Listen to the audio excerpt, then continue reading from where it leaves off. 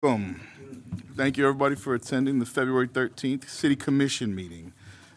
Miss Angela, can I get a roll call, please? Mayor Grunder, Here?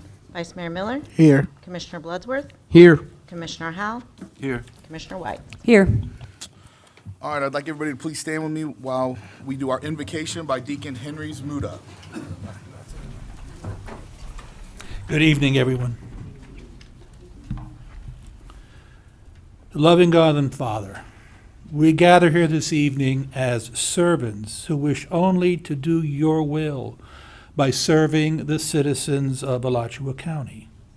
Lord, you know the needs and concerns of your people, and your Son and our Lord Jesus Christ tells us to seek first the kingdom of God and its righteousness, and all the earthly things we need will be provided for. We ask you, Lord, to grant wisdom and knowledge to this body. May we always see you, Lord, in the most helpless and vulnerable among us, the poor, the homeless, the marginalized, the elderly, and most especially the unborn. As we gather in this year of our Lord 2025, may we always be mindful that our Lord will return one day as judge at a time we least expect. Hence, may we always keep our lamps filled and our wicks trimmed, ready to greet him when he comes. Until that day, lead us, guide us, and help us, Lord, to always do your will. In your most holy name we pray. Amen. Amen. Thank you, everyone. I won't stay for the meeting. Thank you, Deacon. Thank you, everyone. I pledge allegiance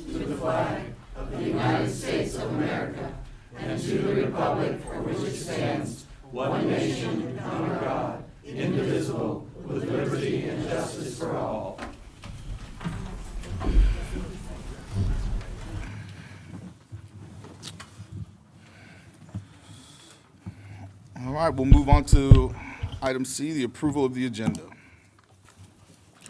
I make a motion that we approve the agenda, the amended agenda. Second.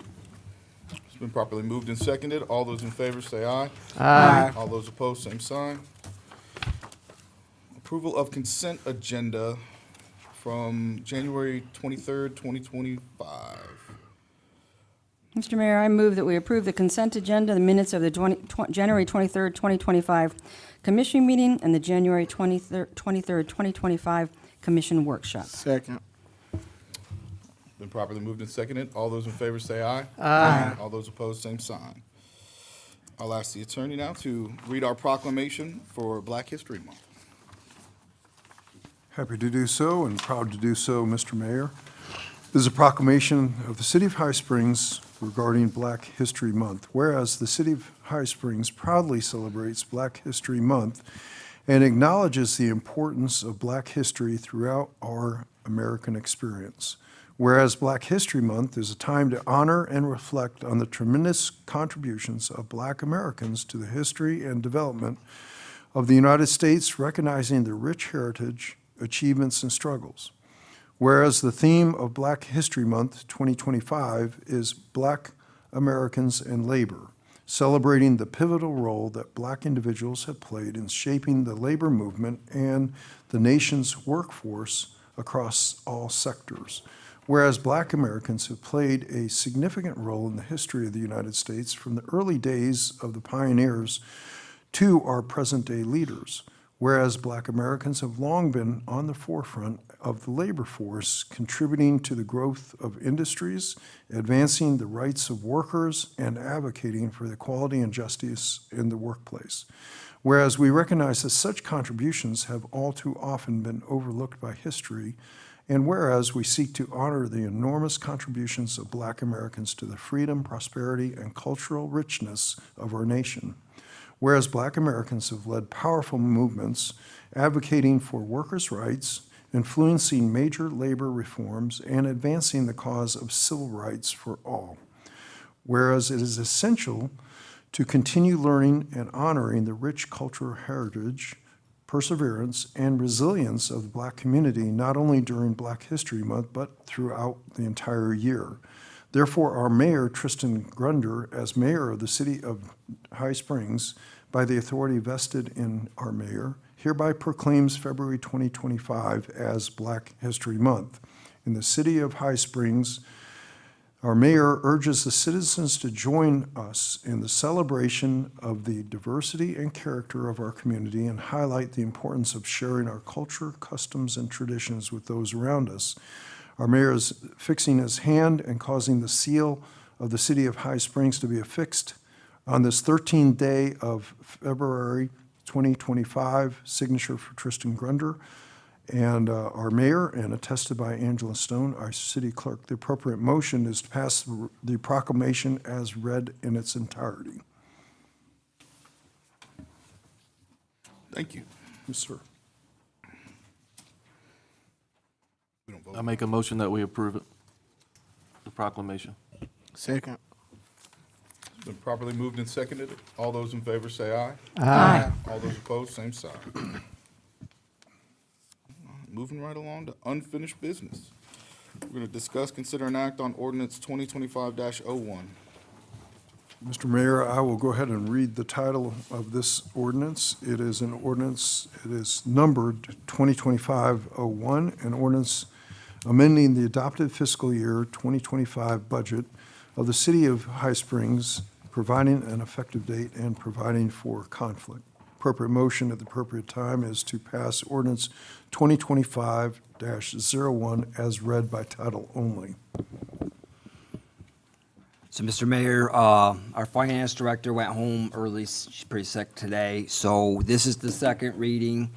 The highlights that she wanted me to reiterate to you is this is adding the approved ARPA items that you did when we committed the ARPA a couple months back. It includes the sale of the fire truck and the purchasing of the other trucks. And it moves as wild spaces, public places from project line to the parks master plan to cover the last GAI on it. And I'm happy to answer any questions. Any questions? In terms of the Parks Master Plan, do we know when that's coming? That is done. Go ahead. Great. Yeah, we're just gonna go over the last bit of it.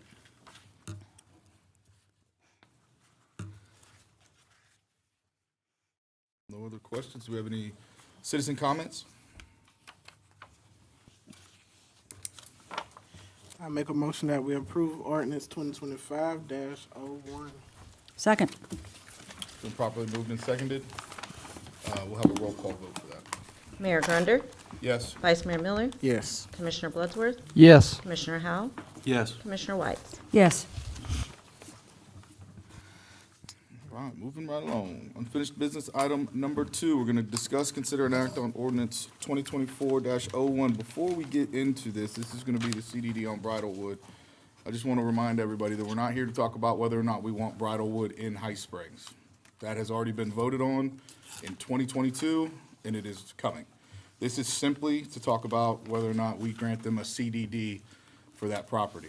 So please, whenever you get up to have your comments, and we want everybody who wants to speak, but when you do, please keep it to the CDD, and please do not make any personal attacks on anyone or their family or anything like that, as unfortunately have been done in the past.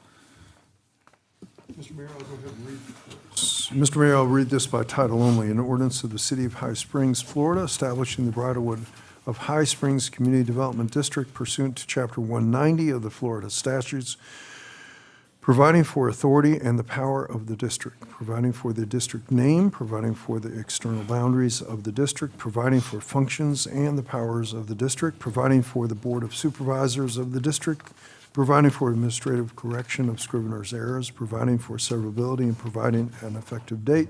The appropriate motion at the appropriate time is to pass ordinance number, and Angela, is this number right on there, 2024-01? 2024-01 as read by title only. Thank you. Yes, sir. Thank you, Mr. Mayor and City Commission. My name is Chris Potts. I am Vice President of LJA Engineering. We're here as the district engineer, and we're here before you for the Bridlewood Community Development District petition to establish. Before we, move into the CDD discussion, I just want to give some of the commissioners, because I know there's some new faces, and some of you were here during the original process, and some of you were not. So I just want to go back through, kind of give you guys a status update of the project, a little bit of a timeline here. So this is the old Tillman property. The property is roughly 688 acres. The PD and the developers agreement was approved by the city and city commission back in October of 22. So a little over 2 years ago. The first phase, which is called Phase 1A, the construction plans and the final plat were approved in January of 24. And then the plat for that first phase is anticipated to be recorded later this month. I'm sure you guys have gone by and you can see that there is infrastructure construction going on. With that, I'd like to just discuss some of the conditions of the PD. The process took us about 2.5 years to go through with city staff and negotiations to get through to the entitlement process. The master plan changed multiple times throughout the process. This was the conceptual master plan that was part of the PD. And some of the key points that I wanted to point out for the PD conditions, the site has to have roughly 60 acres of open space, a maximum of 2,000 units, 200 units for multifamily, 200 units for either assisted living, independent living, or memory care. The perimeter, we have to have a 25-foot buffer, and this is a multi-year, multi-phase project. On top of it, the development has to have a park within a half-mile walking distance of every resident within the Bridlewood community. There is an area set aside for future schools, and that's noted up there in the kind of red pink area up in the northwest corner. No wells or septic. The whole development has to be connected to the city water system and wastewater system.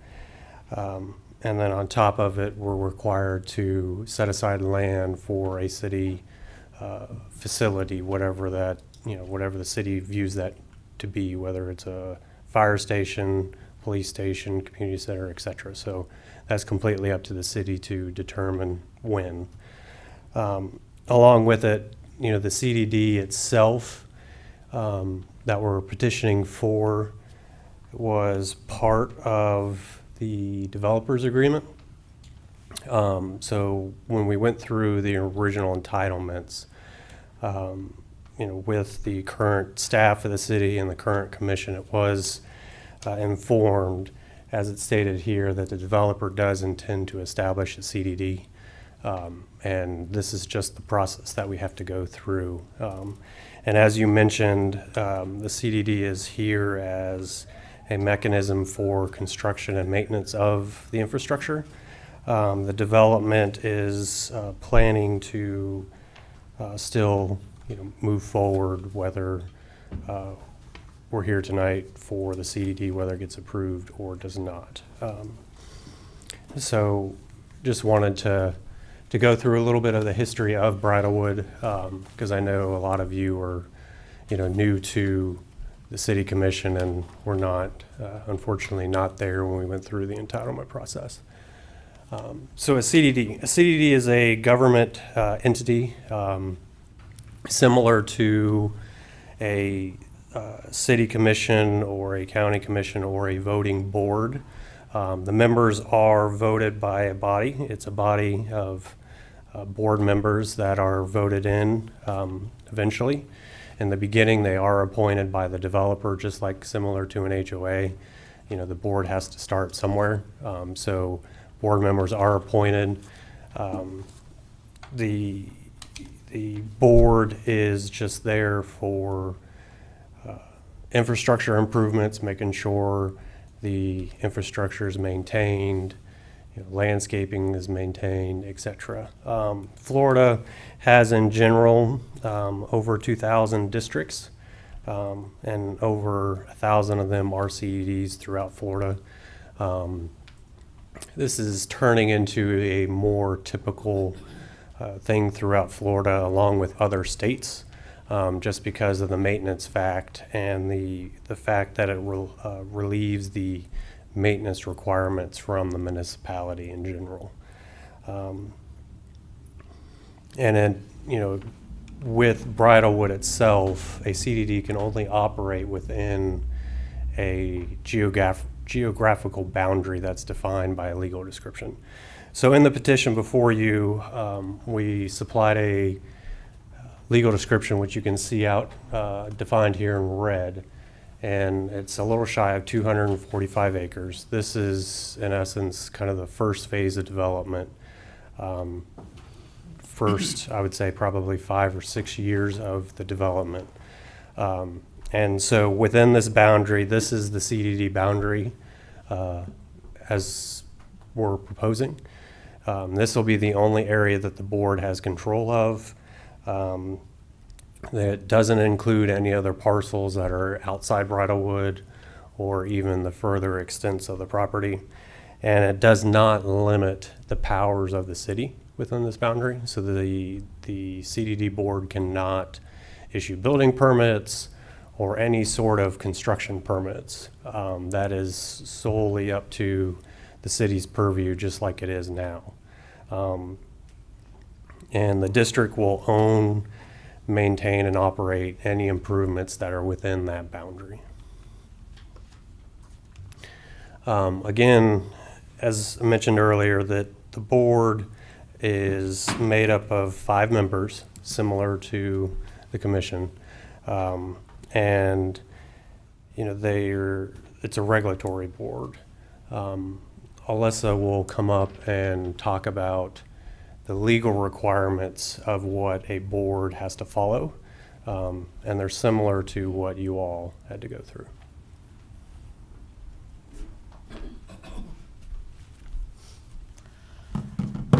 Good evening, everyone. My name is Alyssa Wilson, and I'm with the law firm Cutak Rock. I'm here representing the petitioner. And again, just to briefly go over the composition of a CDD board, as well as its responsibilities and obligations. The board is initially set in the adoption ordinance. Within a certain number of days following the adoption of the ordinance, the landowners within the CDD's geographical boundary are required to hold the initial landowner's election. So that landowner would first elect that first elected board. That board composition could be anyone, whether they live within that boundary or external to the boundary. There are elections every 2 years following that first election by the landowners within the community. At the 6th year, according to statutory requirements, the board will begin to transition to residents within the district. There's a statutory process, and then the board eventually transfers over to a full resident board following that 6 to 8 year period. So you have a transition of the board to people living within the district that is governed by the statutory process. The board governs the district from its inception. Again, it can only exercise powers related to the district's special purpose, which only involves construction, operation, and maintenance of the public infrastructure within the district. As previously stated, there is no development authority or other general purpose government. That is all left to the city to govern. The board must comply with Florida sunshine requirements, similar to you. The board has to comply with Florida's public records requirements, public records laws.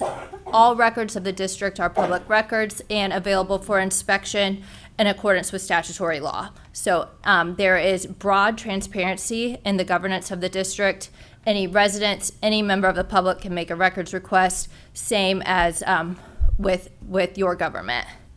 The initial, all Board of Supervisors are required to file the Form 1s with the state. They have to do this annually. They have to complete the state ethics trainings annually. And that provides for broad transparency for the district's actions. The district also has to provide for annual audits. They have to go through a state statutorily prescribed audit, and then those audits have to be finalized within a certain time frame from the end of the district's fiscal year, and those are all filed with state agencies. The agencies review, they compile findings on the district's audits. There are processes every year in which the state reviews those audits, and there are strict timeline requirements. Further, the district must follow statutory procurement requirements, again, all designed to ensure that the public funds are utilized appropriately. Available to answer any questions on this governance process. Otherwise, I'll turn it back to Chris.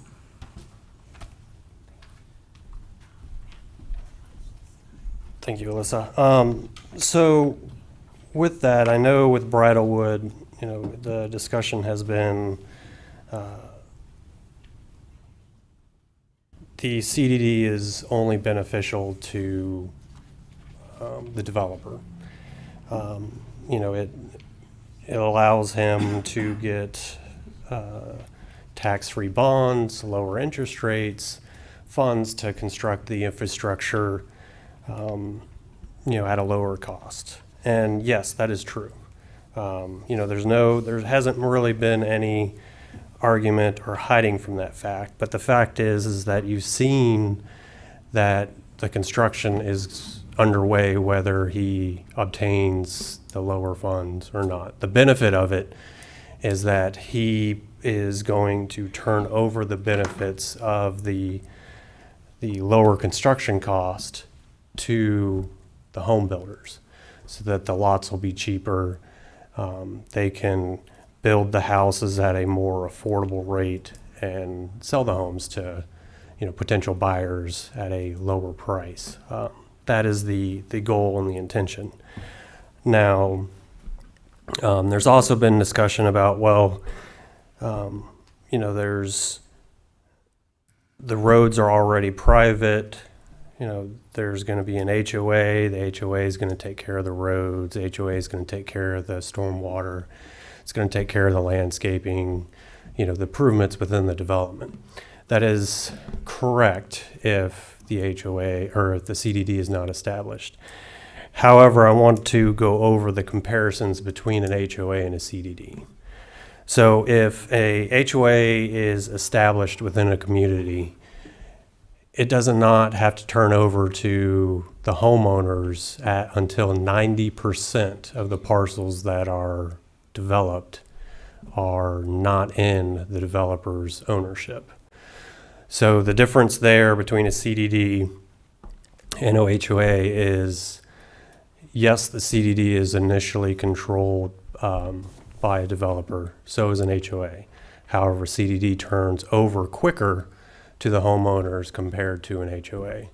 There's that 90% mark. So if a development is 20 years, you're looking at roughly 16 to 18 years before the development would actually turn over to the HOA. And that is a state statute as well for an HOA and then as well as for a CDD. With the CDD, there's every 2 years, there's voting as far as the board members. The voting occurs within the development, within the district, and it's all the landowners that are residents are the ones who get to vote and appoint board members. In the case between the two, they both own and could maintain infrastructure, whether it's roadways, utilities, stormwater, landscaping, etc. Same with maintenance. However, the biggest difference is that an HOA board is only required to hold a meeting once a year. where a CDD is required to hold a board meeting monthly. Those boarding meetings have to be advertised as well. And on top of that, as far as the funding goes, the CDD has a mechanism, yes, it's on the tax roll, to have a steady revenue of income. Yes, the HOA is a monthly fee or a yearly fee, but it's kind of on a handshake sort of promise that they'll pay it. The only time that if HOA dues are delinquent, the only time that they come true is when someone sells their house. They have to come true on those HOA dues. On top of it, for Bridalwood, if the maintenance fees for the CDD is going to be the same fee for an HOA. So the residents of the development, whether it is the CDD or the HOA, are going to have the same fee, because the HOA has to take care of the improvements and the CDD has to take care of the improvements. So either way, the residents within the development have to pay the maintenance. The difference is just how each governing body can ensure that there is funds when an issue comes up for maintenance. On top of it too, years down the line, if an HOA decides, residents don't want to be on the HOA board, they feel it's a hassle, whatever the case may be, the HOA kind of flounders, and there may or may not be funds there as well. And so the local residents of the community will turn to the municipality, in this case it would be the city of High Springs, requesting that they take over the roads, they take over the landscaping, they take over the stormwater. That may not be day one, day two, etc., but that could be 15 years, 20 years down the road. So it's not necessarily it is financially responsible now, but it's also setting up for the future for the city itself.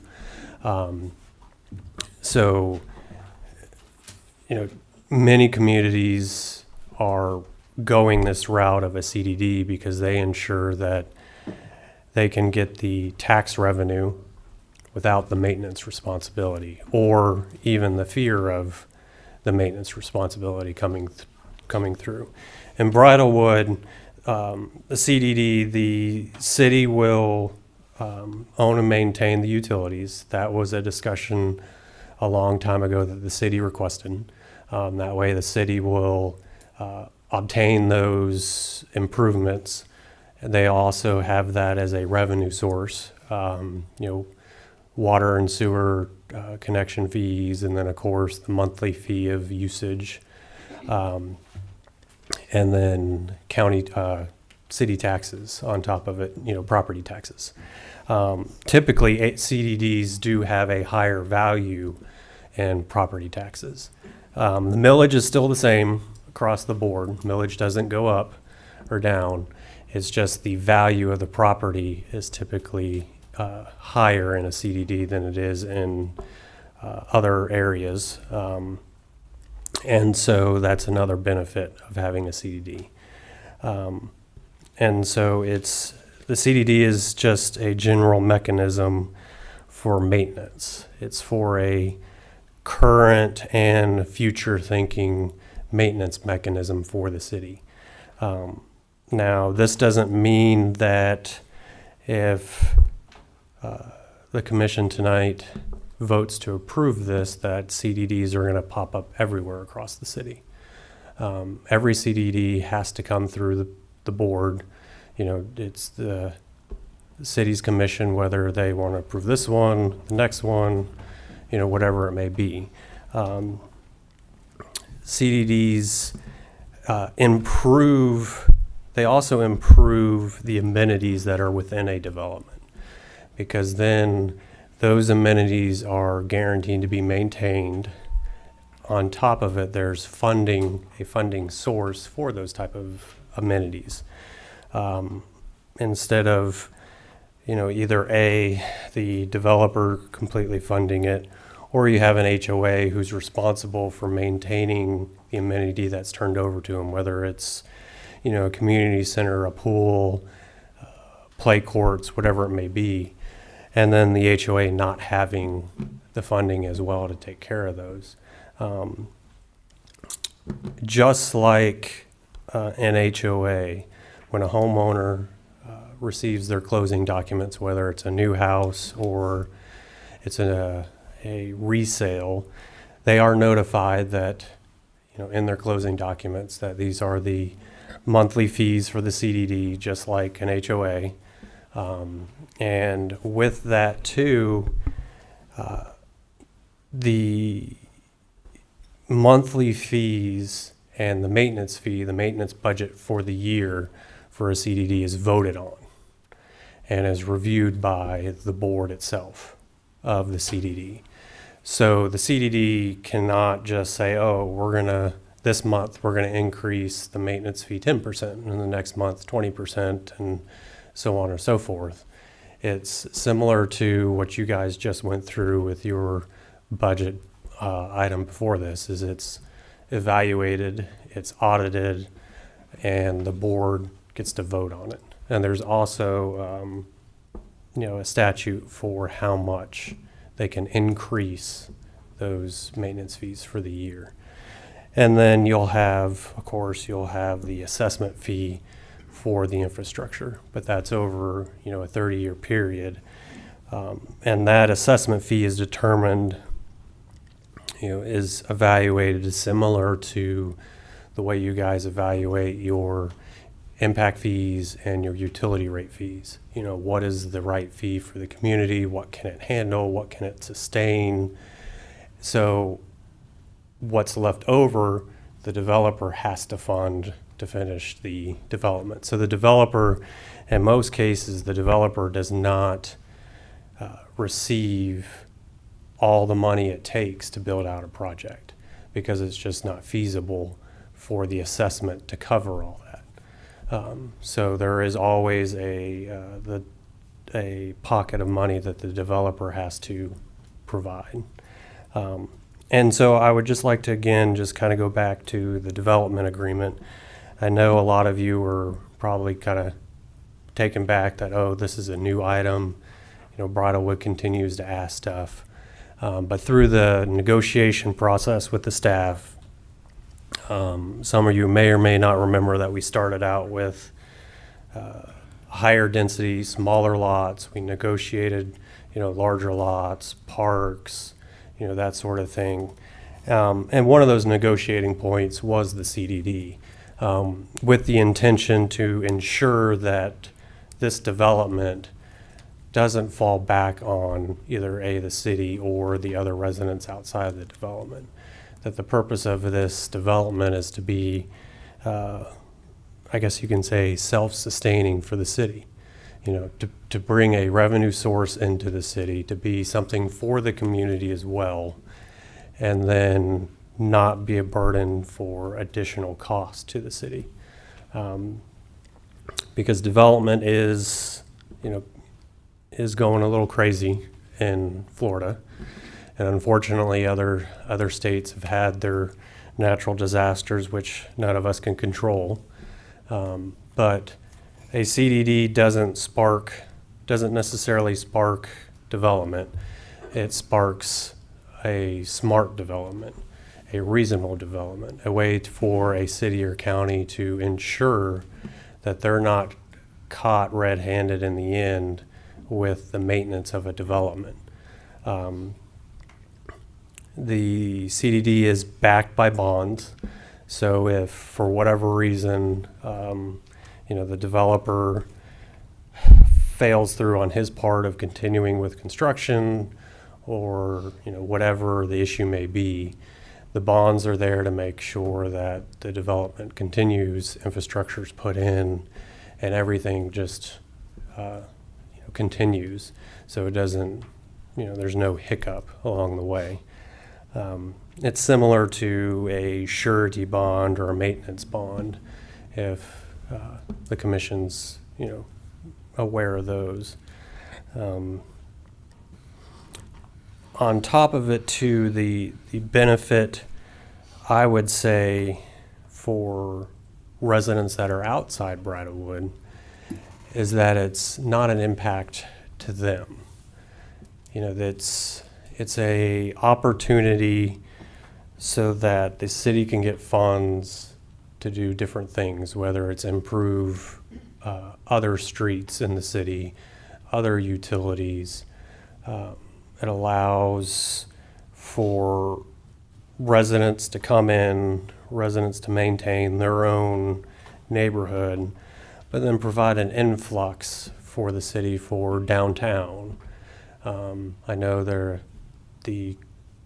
city staff and the commissioner are wanting to do different things downtown, improve different areas. This is one way to have that extra revenue to give back to the neighboring residents for a development that's not taking away. This development is here, and this is the goal of the owner as well, is that to be part of the community, to have this development help the city go forward, improve, smart development, not just start popping up all over the place. And that's why it's taken us so long to get here. You know, he could have taken the original plat that was back from the 1920s and done what he wanted to do and be on his way. But he decided that, you know, he's been developing for many years and he wanted to be part of the city. And he really wants to have a development that everybody can be proud of. And I know a lot of the commissioners, you guys are, you know, unsure of, you know, what is he going to do? What is he not going to do? And you know, maybe you've been burned by other developments or promised one thing and it didn't come through. But a CDD is something that the commissioners, you can take as a promise that the CDD will maintain the infrastructure within this development. All the ones that I have been a part of and that the rest of the team has been part of have been very successful. They've been there for many, many years. You know, they've switched hands as far as the board has gone. I have seen many elections take place. It allows the residents to take ownership and pride in their, you know, community. And so, you know, with that, just, you know, if you guys have any questions, we're available for that. If you have any legal questions, Alyssa would be happy to talk through the statutes, you know, the voting process, etc. But again, you know, we're here to talk about the petition before you. You know, not the PD, not the development itself, and answer any questions pertaining to the CDD itself and how it can help and that sort of thing. So, thank you. Thank you. Any questions, commissioners? Yeah. I know you're always good for a couple. Yeah, go ahead. Hammer off. Thank you, Mr. Mayor. Thank you, Mr. Potts. I appreciate all the time you put into that. I really do. A CDD board meeting, is that open to the public? Yes. Okay. And you said that a CDD allows for the lots to be cheaper. How does that happen? I don't know what the cost of a 70-foot lot is right now. How would that affect what it is now? So what it allows is the developer gets the cash from the bond, and with that, it allows him to obtain funding for the infrastructure at a lower rate. And so you can pass that forward to the home builders. So in other words, and I'll just throw numbers out, if it takes, say, $70,000 to develop a lot just normally, having a CDD could drop it 10 to 15% of that cost to develop a lot. So then that savings is passed through to the home builder. So instead of getting the lot, say, for $70,000, they could get it a little lower. Just a quick clarification for the record. Hi, everyone. Just a quick clarification that what the district can do, what a CDD can do, is utilize tax exempt bonds. So once established, if the CDD is established, it goes through a process. You have to go through bond validation, again, a number of statutory items, but eventually the CDD can issue a tax exempt bond for certain components of the public infrastructure. Then if the developer has constructed it, there's a process by which the CDD acquires with the tax exempt bond proceeds that infrastructure from the developer. I just wanted to clarify the developer was not getting cash from the tax exempt bonds. You have to go through the process. And so the bonds, thank you, Alyssa. So the bonds can only pay for public infrastructure as well. So, if a development is gated, those roadways are, by all intents and purposes, not open to the public because they're gated. So so that's a restriction, and it changes the funding. But Bridlewood's not going to be gated. So anything that can benefit the public, those bonds can be used for pay for. So it could be sewer, water, roadways, drainage improvements, et cetera. Okay. You said that, I wrote it down, hopefully I got this right, that the closing documents reveal that the CDD fees, that, when they close on the house, that's elucidated there. Is that not discussed in the entire sale process? Or is it just at the end when you're closing? I'm not sure what's legally required. You mean for a homeowner? Yeah, for a prospective homeowner, yes. Do you want to? Yes. Okay. So there are a number of statutory disclosure requirements for the CDD. First of all, there has to be very large, bold paragraph language in the closing documents as to the existence of the CDD, that there may be assessments associated with this property. So that appears on the face of every closing occurring within the community, the district's boundaries. Further, there is a requirement that in the public records, there is a disclosure of public financing. So that document outlines the assessments, the improvements that are constructed and maintained by the CDD. It provides the information for district staff, information where the public can request additional information regarding the district, its improvements, and the assessments. The district statutorily required to record a notice of establishment within a certain number of days of the adoption of the ordinance. That's recorded over all of the property within the district. Further, any assessments that are in place, there have to be notices of assessments recorded against the property as well. So there are quite a few disclosures that are required to be included, as well as in the face of the closing documents. I'm not sure that quite answers my question. I appreciate all of the detail, but is it not required to disclose it's a CDD from the very beginning? Is it not until closing that comes to the fore? Yes. So when we talk to potential builders, the builders are all aware that the development is a CDD, and their potential buyers of their homes are informed that it is a CDD within the community before they even get to the closing point. Okay. So they are aware that it's a CDD. I think the question is the fee discussed? Not that it's a CDD, we get that. Do you tell them how much the fee of the CDD is in the beginning? Yes, it's similar to like when you're in a neighborhood and you notice that there's an HOA and you ask a realtor, hey, what is the HOA fees? Mm-hmm.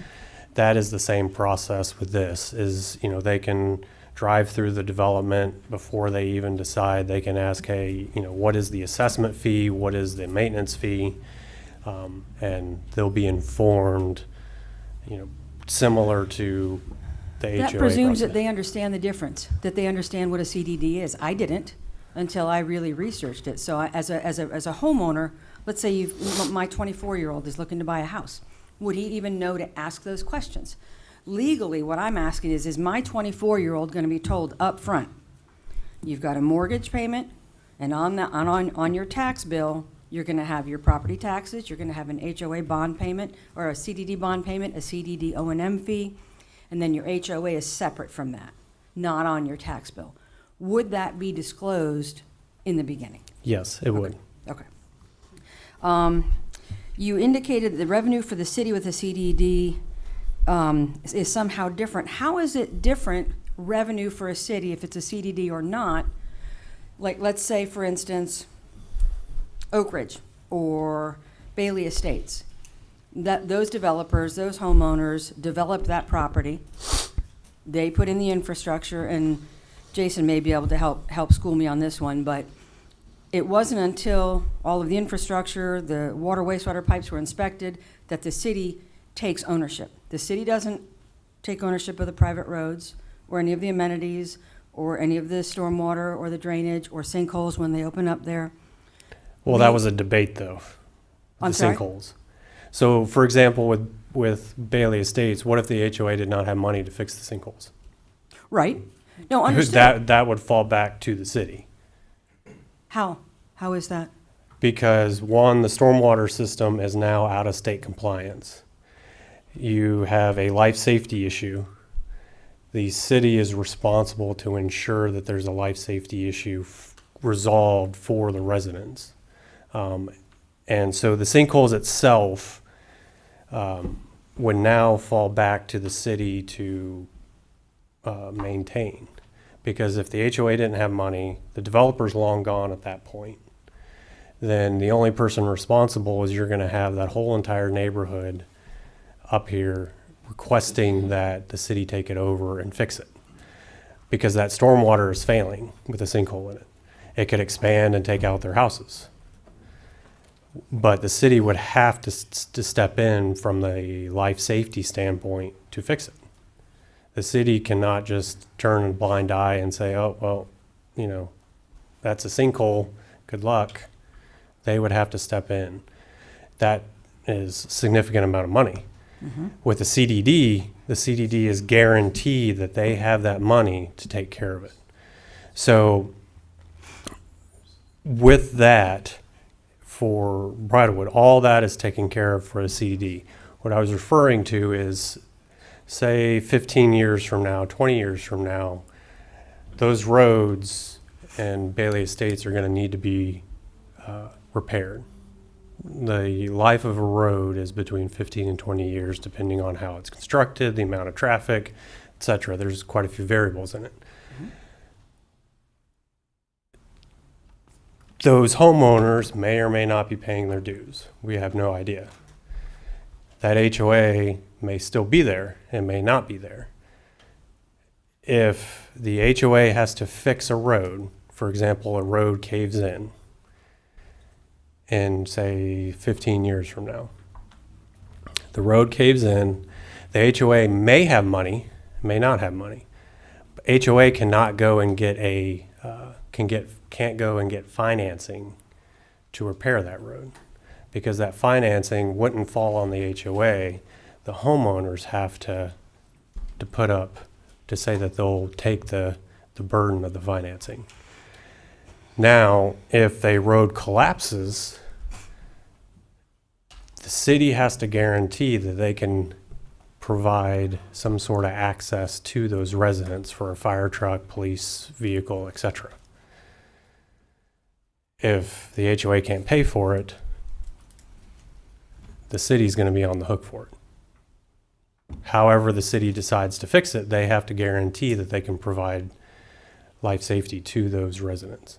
With the CDD guarantees that there is funding there to fix a pothole, to fix a sinkhole, whatever it may be. So that's basically the difference there. And so it's also a guaranteed mechanism of making sure that the money, the dues are collected. Because that's really what happens to most HOAs, is the reason why they fail is that there's no money, the dues weren't collected. Do you have Okay. anything to add to that?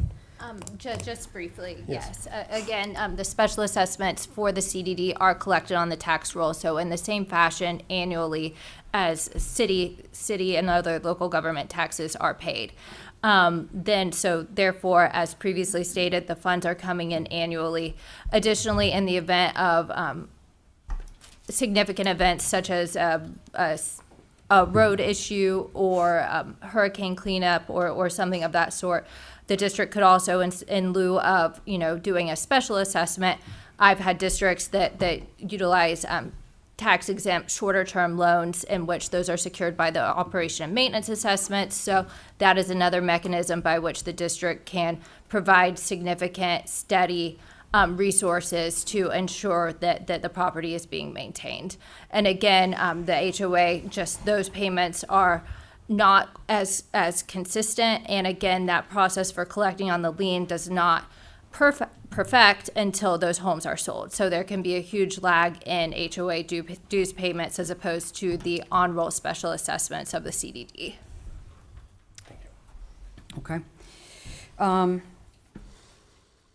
Interesting personal note. My mom's birthday was this last weekend. Happy birthday to my mom. So my oldest brother came up for her birthday dinner. He lives about an hour and a half outside of Tampa. And he got a job in downtown Tampa recently, so he's commuting 2 to 3 hours a day. He's trying to find somewhere to buy in Tampa. He got an offer on his site-built 2-bedroom, 2-bath house with a den, an in-ground pool with a screened-in back on 1/4 acre. He got his asking price. Now, this is my older brother, so he's really old. And he cannot find a place that he can afford in Tampa because everything he's being shown is CDDs. He's trying to buy a condo. He knew he couldn't afford a site-built home, a single-family home. He can't even afford a condo. So I'm not sure what he's going to do. He may not be able to sell his house. He may have to keep commuting an hour and a half. My concern with this kind of business model is, how does this business model fit into who High Springs is now? Not who the developer or who owns a property sees us, but who we are now. That's who we're here for, is who is here now. Mr. Mayor is very lucky that he's able to live very close to his parents. If this is the new business model that's going forward, I'm afraid my kids aren't going to be able to live in High Springs. They're not going to be able to afford to. When you first came here, for the first plan board meeting, you were pitching that this was going to be affordable housing. This is not affordable housing. Now it's flipped over to, well, we want to bring you a luxury community. We have luxury communities here. Ms. Cruz said that. She was just flabbergasted that there was any pushback at all, because she was trying to bring a luxury community here. If you walk around Tillman Acres or High Springs Estates or Edgemoor, we have that here already. People here consider that to be space. You are granted your density, that's a foregone conclusion. But you're trying to put your vision of what High Springs is going to be on the people who live here now. So, in everything that I'm reading about this business model is it's going to be profoundly expensive for people to buy. Who's going to be able to afford to buy? People from South Florida, where it's being marketed now. People from New York could afford to come down, I suppose, but regular people, my older brother, couldn't afford it. I have just a couple more specific questions in terms of the Board of Supervisors. I wasn't able to find information on Mr. Jenkins or Greg Fowler. Obviously, Ms. Cruz is the realtor for the development as one of the Board of Supervisors. Stephen Lamelza, I assume, is the son of the property owner. The only thing I could find out about him was that he was the general manager and owner of Bridalwood of Arcadia from November 2019 to September 2023. And as you indicated at the workshop, that's no longer, I assume, since he's no longer. And then Clifton Fisher is the chairman of South Shore CDD in St. Pete. So are all of these individuals here on the Board of Supervisors already on CDD boards? Obviously, Mr. Fisher is. Are all of them, is this kind of what they do? I guess is my question. I can't answer to what they do. Being on a CDD board is not a profession. Usually the people that are appointed to the board are somehow involved in the development of the project, so they understand development, construction, those sorts of things. That's those board members. But back to your other question, or your other statement, we're not here to tell High Springs outside of Bridlewood what the vision is for the city. We're here to help develop Bridlewood itself, hand in hand with the vision of what the city staff and the commission is wanting. That's why we went through an extensive back and forth process in the entitlements. I don't, have any idea what home prices are in Tampa or Orlando or anywhere else. And so one thing is that the intention of Bridlewood is to have all levels of income within it. And so the term affordable housing, in some realms is a dirty term. It depends on what the meaning of affordable housing is.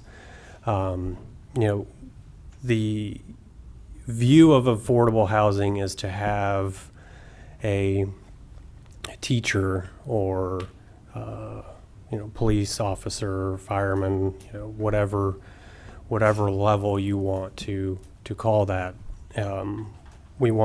Bridlewood is to have that work level, and then there's going to be all avenues of it. The intention of Bridlewood, and that's why we requested to have units for multifamily and units for either assisted living or ALF, is so that families, like what you mentioned with your mom and your older brother living together or near each other, is that in Bridlewood you can have a family start out, and then as the parents progress through life, then there's other avenues within Bridlewood for them to move to, and then their kids could do the same thing. So Bridlewood itself, the intention for Bridlewood and its homes is to be all levels of income and house styles. So that's the goal of it. Mr. Walker, I have a question for you. With the reference to the intention to apply for a CDD in the development agreement, does that dictate this decision? Okay. Okay. I just wanted to make sure I was clear legally. It's advisory, I think, in the development agreement, Okay. but it does not bind you. Last comment I have, and then I promise I'll be quiet. I looked through this document, on page 6 of the your petition, 4.1, because the result of adopting the ordinance is the establishment of an independent local special purpose government, which you've already alluded to. Page 7, 4.2, a CDD is an independent unit of local government. That's where I reach a full stop. Mr. Testa, when we had our workshop, referred to it right away. Constitution, Article 4, Section 4, the United States shall guarantee to every state in this union a republican form of government, as in a constitutional republic, and shall protect each of them against invasion and on application of the legislature, and it goes on. My interpretation of this is that we're either forming a plutocracy or an oligarchy, one of the two. I understand that by by statute, Chapter 190, it is legal. But in my mind, it's just profoundly unconstitutional because it's a whole nother form of government as a subset, not a subset to us, but we're forming another form of government. And I just don't see how we can do that. So with that, sir, thank you, sir. I appreciate you letting me take the time. Sure, absolutely. Okay. Again, just a quick note for the record, it is an independent special purpose unit of local government. You see special purpose units of local government within other municipalities, other counties. all the time. There are thousands of special purpose units of local government within the state. And again, they are not exercising general purpose government powers. It is the special purpose, meaning that it can only exercise those special purposes pertaining to the public infrastructure requirements. And again, it would in no way usurp or otherwise compete with the general purpose unit of local government. So again, there's thousands across the state, thousands within other states as well. So I feel confident on the constitutionality of these units of local government, special purpose units of local government. Thank you. And so, yes, the developers agreement does not bind the commission that it's, doing it. What it is it was part of the negotiation. So basically, it was like a contractual agreement of shaking hands that this is the intention of how we want to maintain the development. All CDDs have to go through a different process to be established within a city or county. So the developers agreement was just, mentioned for two reasons. One, as I alluded to earlier, is that it was all part of the negotiation process. And then two, there's been several opinions that the CDD was just snuck up on, and the developers trying to grab and grab and grab, but that is not the intention of the CDD. It was made known from the beginning. Okay, I just had a couple questions. Please. Okay, with the HOA and CDD, so I know in previous meetings we talked about this development will have both a CDD and HOA. Is that true? Yes. Okay, now when you were talking, you said tonight that HOA and CDD will be the same fee. So are they paying a double fee, or is it the same fee? So let me clarify that. That was the reason for the same fee, is that if the CDD was not established, the homeowners, whether it's an HOA or a CDD, they have to pay a maintenance fee to keep up the infrastructure. So the maintenance fee that the residents would be paying for the CDD would be a same maintenance fee if the CDD didn't exist and it was only an HOA. They would still have to pay the same maintenance fee to upkeep the infrastructure. That was the intention of that statement. Hopefully that made it clear.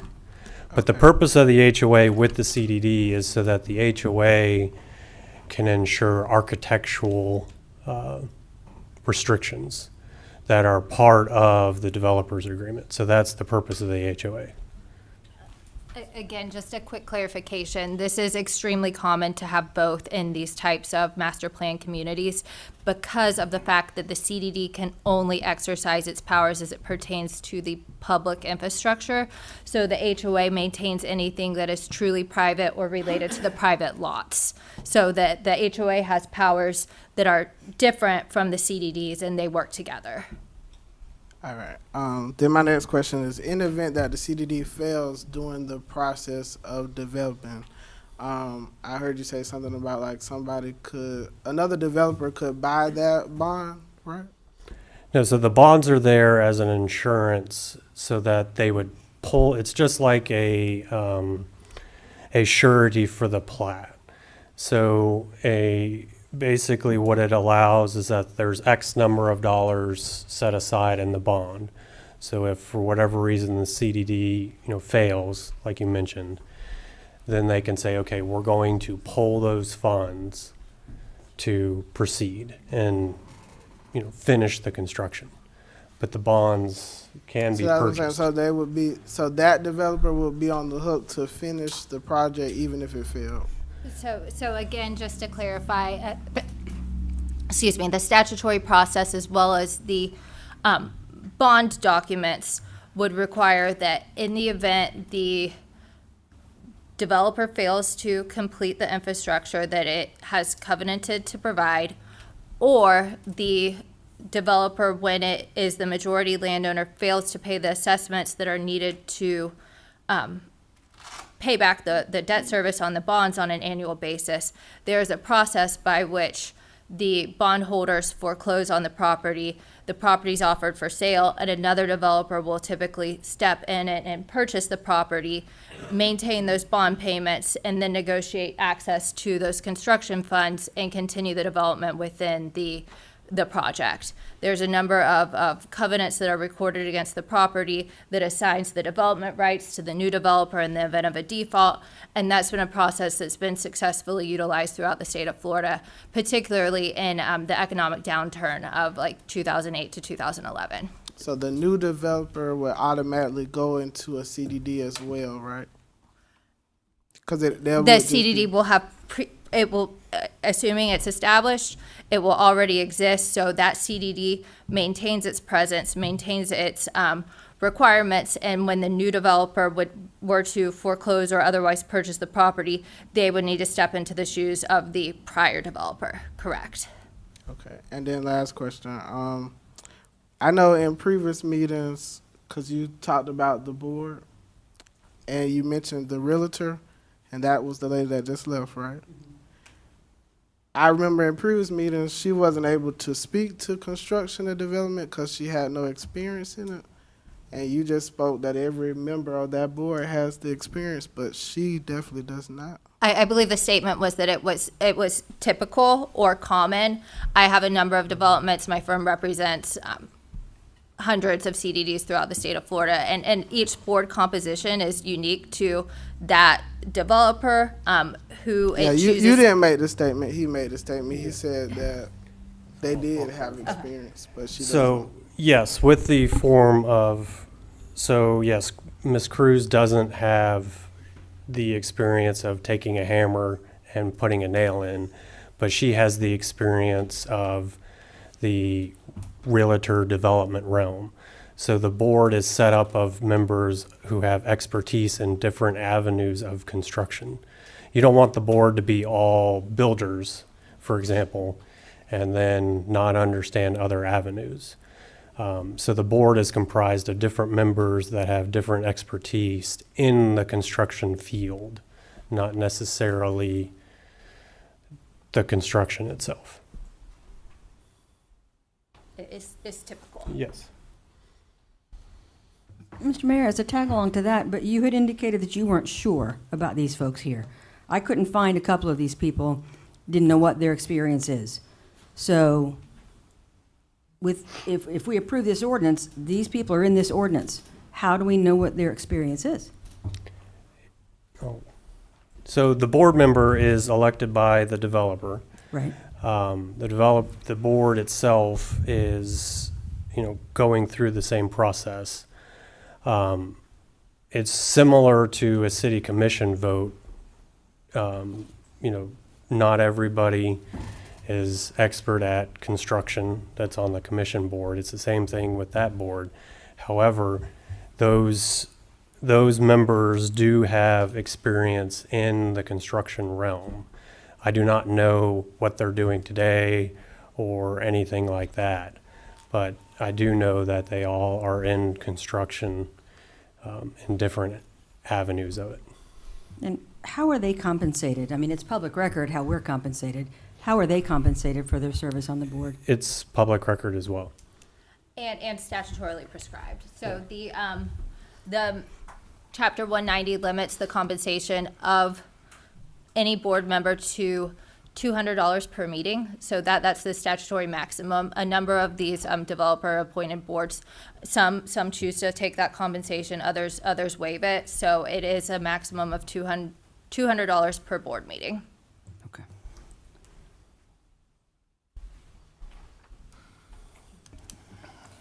Yes. What is another example of a special purpose government? Like a water district, something like that? Like Yes. Suwannee River Water Management? Yes, Okay. or a fire district, or there's library districts, there are hospital districts.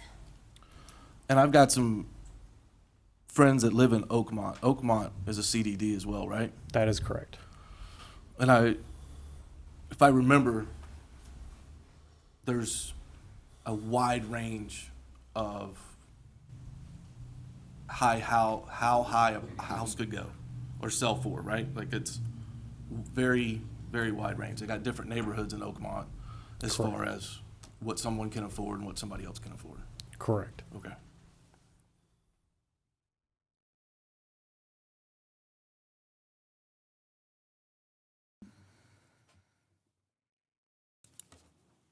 And to your point, there are several, especially down south, there are several special districts that were set up in the 70s and before that pertain to farming so that farmers can control how they wanted to flow water and that sort of thing. So special districts have been around for many, many, many years. Have a few questions. Following up on Commissioner Miller's question a while ago, if something was to happen to the original developer and a second developer comes in and takes over, is the homeowner in any way nervousness or wondering what's going to happen with the CD? Could it possibly go up higher with their fees due to a second developer having to come in and take over? Is that a possibility? So do you want to, so the assessment fee is fixed. No matter what? The debt Yes, service. the debt service assessment fee, the 30-year assessment fee is fixed. And those can be paid off. So when you're closing on your house, you can decide to go ahead and take that off completely day one, or, you know, as your taxes come through, you can pay them yearly. Okay. Till they mature at the 30-year, and then they're gone. Now, the maintenance fee is the one that's variable. However, that is similar to the city's budget, is that's evaluated, that's voted on, that is, fixed. Typically, that is fixed for the board's fiscal year of their budget. So every year, they'll evaluate, were we short on maintenance fees for the year? Is there new infrastructure, that sort of thing? And so the board will evaluate it. It'll be audited. There will be an accountant who will talk to them about what their budget is. They'll have to true up their budget every year. Did we, from expenditures to revenue, et cetera. And Sounds like more like an escrow type thing. Yes. Essentially, yes. So there is again, CDDs are statutory bodies. So sorry I keep saying this so much. There is a statutory process by which over the summer prior to June 15th of every year, the district has to adopt its proposed budget. Again, this is at a noticed public meeting. They have to consider their operation and maintenance expenses, and proposed budget is considered where you have line items for basically everything that the district anticipates needing to do for the upcoming fiscal year. Their fiscal year starts October 1st of every year, concludes September 30th. So prior to June 15th, the board has to adopt this proposed budget. Again, there's an analysis of how many units are within the district and the individual assessment needed from each homeowner to support that budget. There's an analysis of, is this the same or less than the prior year, or is this greater than the prior year? If it's greater than what the board had previously noticed, they would need to send out mailed notices to every homeowner, every landowner within the district. There would be published notices provided, and then a final budget hearing where the board has to consider all the public comments from everyone within the community, and then adopt its final budget. So there is a lot of transparency and notice requirements associated with each year's annual budget. And again, it has to be supported by the budget. You can't just tack on, oh, well, I'm afraid we're not going to have enough money, so let's raise everybody's assessments by 20% or something. It has to be supported by the amounts in the budget that's anticipated to be adopted. But that would be more on the HOA side versus the CDD, because like you were saying, the CDD is a set rate, set fee, correct? Well, there is the debt service. There's two portions of the CDD fee. There's the debt service portion that is set and is paid, goes to pay back the bond. And then there's the operation and maintenance that is annual, which would, right, if you have parks, you would need to ensure that you are hiring landscapers and doing that annual maintenance. So that would be the annual operation and maintenance, again, that could be variable, and that you have to provide follow those statutory procedures and provide that notice. Okay. My next one was, is the whole development going to end up, if this goes through, to be a CDD, or is it just this the section that you had up here on the screen earlier tonight? Eventually, the intention is to have the whole development. Okay. Which would be this mass, the bigger picture of the whole That's Bridlewood correct, yes. establishment. Okay. And then my next one, the contractors that come in to build the homes, if it's local contractors, do they get discounts on purchasing materials to be able to make the houses more affordable? You're saying the developer gets it on the bond market. Does that builder, contractor get to be able to have an easier way of purchasing materials to build the house as well? How does that work? So typically that is up to the home builder. So again, the intention for Bridlewood is to all have local, either custom or semi-custom builders within the development. Now, as far as what the builder wants to do with his subs is up to that home builder. The goal of the assessments and the bonds is to lower the price initially for the home builder. So if the prices are typically here, and then when you build the house, they come up here, the intention is that we start down here and come up here, so that there is, that price difference, it carries through. So as far as what the builder does with the subs, we have no control over Right. that. Okay. All right. Thank you. Mr. Mayor, can I ask another question? Piggybacking on Commissioner Howell's question when he was talking about Oakmont, variable price range there. The CDD fee, however, is static per dwelling unit. Is that correct? It's not a sliding scale depending on the value of the home? It's not the value of the home. There's many different ways that they can do it. I believe, for example, with Oakmont, it's based off the size of the lot. So if, say, for example, Oakmont, there's a 40-foot wide lot, and then there's a 100-foot wide lot. The assessment is based off the width. So the 40-foot is going to pay a lower value than the 100. The number that Mr. Earlywine gave us at the workshop was an estimate of $25 per front foot.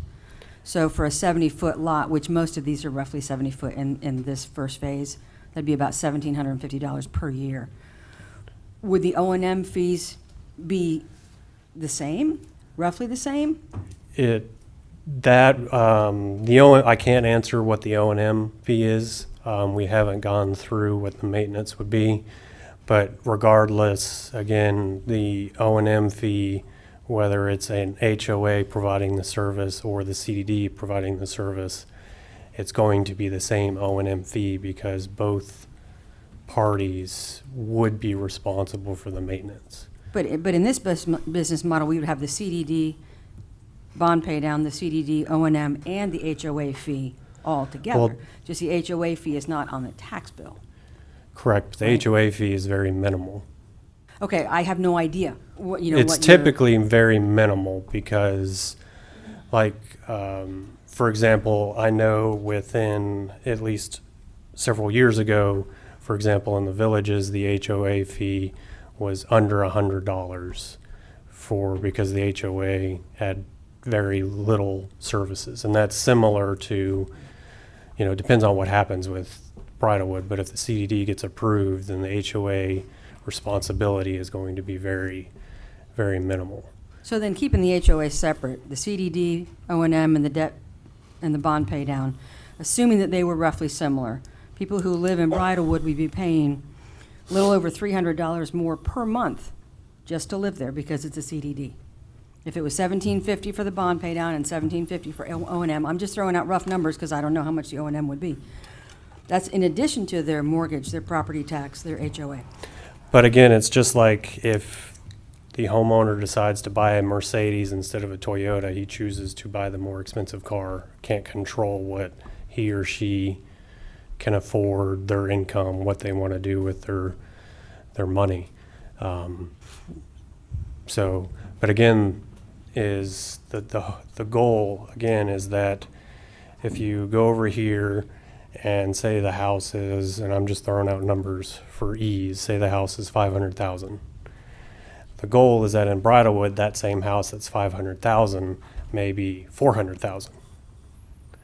And so even though you have the assessment, you have the maintenance fee, that is still a lot lower difference in the mortgage payment, so that all the fees, would either equal or be lower in Bridlewood. That's the goal and the intention of the CDD. Because the cost of that public infrastructure is paid over 30 years as opposed to at initial home purchase. Correct.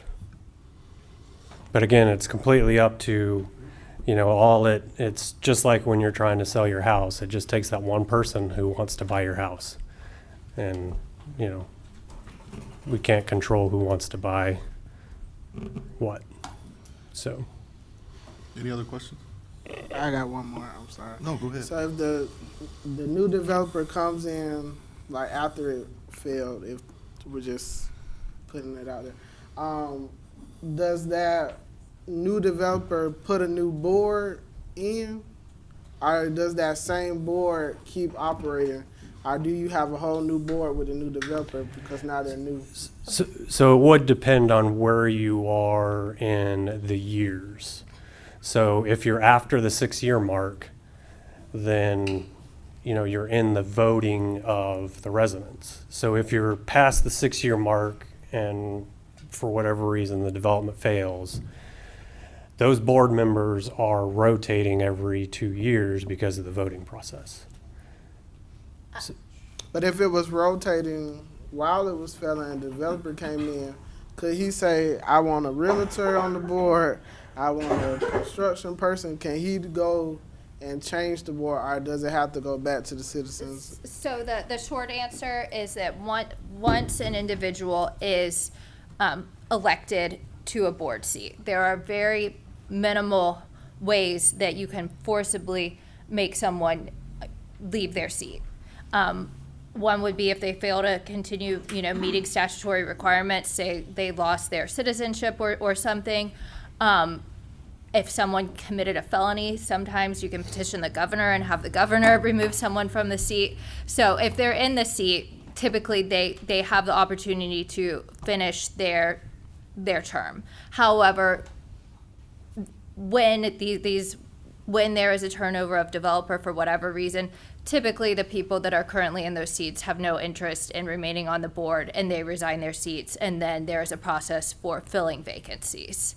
So, You know what I'm saying? So is the vacancies filling with the developer who they put in, or is it filled with the people living out there? the vacancies, and again, this would be determined on where the voting in the cycle falls, but the board, if you have a midterm vacancy, say I was on the board and I resigned, then the remainder of the board, that's the statutory process, the remainder of the board would then fill the vacancy with someone that meets the current seat's qualifications. And then it would not start a new term. That term would continue to the conclusion of the original term, and then you would hold another election.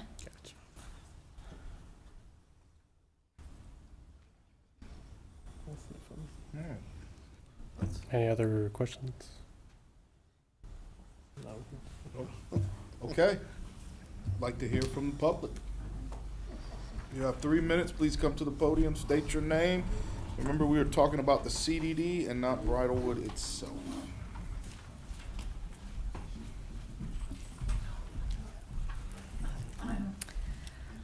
Hi, I am Rebecca Burns, and I was here in January. I am a real estate broker. I have my own mom and pop shop up here in High Springs. I was a member of the St. Augustine Board. I am a member of GACAR. GACAR is now part of Stellar.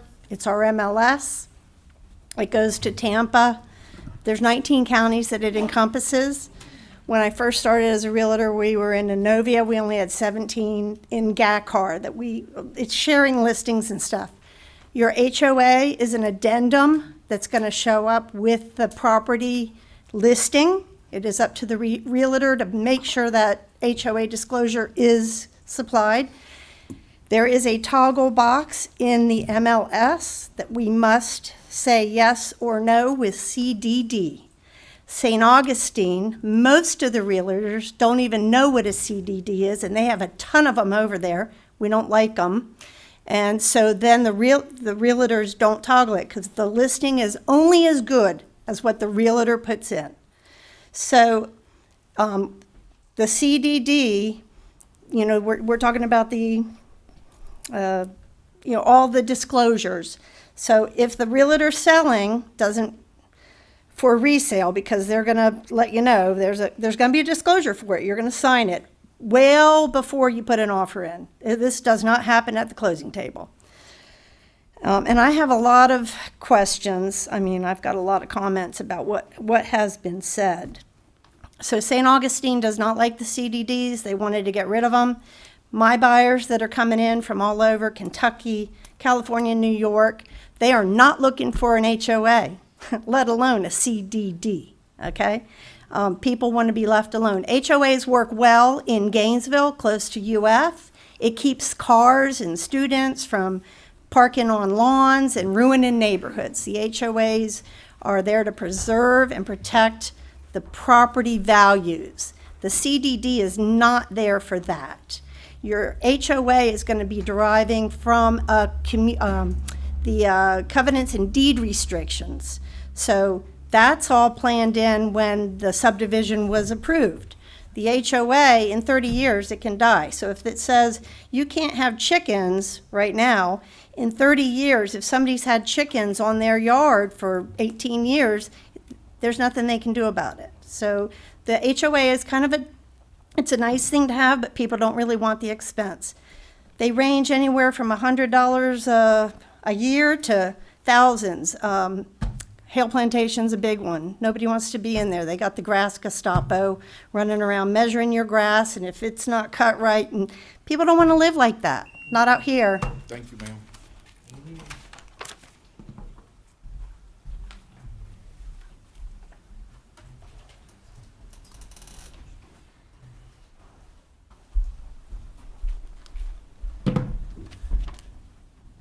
Brian Bisher, High Springs. Thank you. Per usual, I have a handout for you. I love the handouts. As you might recall, and welcome, Commissioner Howell. We haven't met. But my experience is as a board member of the equivalent of a CDD for 21 years. And one thing I know about CDDs is that eventually they do get turned over to the citizens, in this case, within 6 years. And typically what happens is if they're expensive, then the citizens don't want to vote to increase their expenses. So they're reticent to actually fund enough for proper reserves. As a result of that, when catastrophe happens or even infrastructure is required to be redone, they're at a loss, right? They're behind the curve, and it ends up as a disaster. I know the applicant had said that the life of a road is 15 to 20 years. My experience, it's generally 20 to 30 years when they're built properly. But here's what I really, and I wish I had as much time as he did because I could go point by point and refute most everything he said. But here's something really interesting. If you're in finance, you know why banks and finance companies and hedge funds are so rich. It's because of the Rule of 72. The Rule of 72 is you take your interest rate and you divide it into 72, right? And that's how many years it's going to take for your money to double. Well, same thing happens with expenses, right? So if you have a 30-year bond and it's at 2.4%, then the cost of those improvements actually doubles to those landowners or house owners that are buying this under the bond, right? Well, the life is only 20 to 30 years. So not only have they paid double for it, but they're going to end up paying for it again because they have to issue another bond in order to reconstruct. So it's just an endless cycle. So you're better off with the HOA. HOA, as he said, right, they're actually governed by the developer for 19 years. So the developer has oversight over whether these things have adequate funding or not. And it's up to them to make sure that that happens. The upfront savings of 10 to 15% on infrastructure, that goes to bottom line for the developer or the builder. If you think about that as, hey, they're going to reduce the cost from $500,000 to $400,000, impossible, right? That's not how the market works. We all know it. We've bought houses. We know it's price per square foot, right? So no way that's going to happen. So all the profit goes to the developer. Thank you, sir. All the expense goes to the homeowners.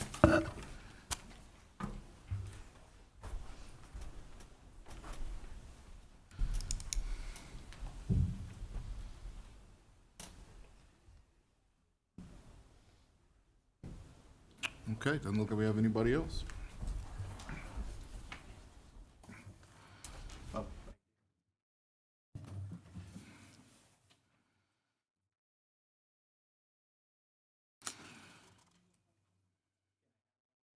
No, sir.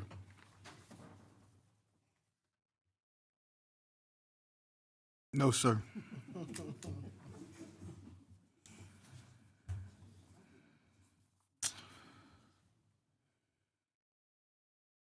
Well, it's up to us to decide this. Do we have any motions? So in different neighborhoods, we've talked about the cost a few times. I remember looking at a house 7 years ago, 8 years ago in Tioga, which I think is just an HOA. And I think at that time, it was almost $400 a month for an HOA fee.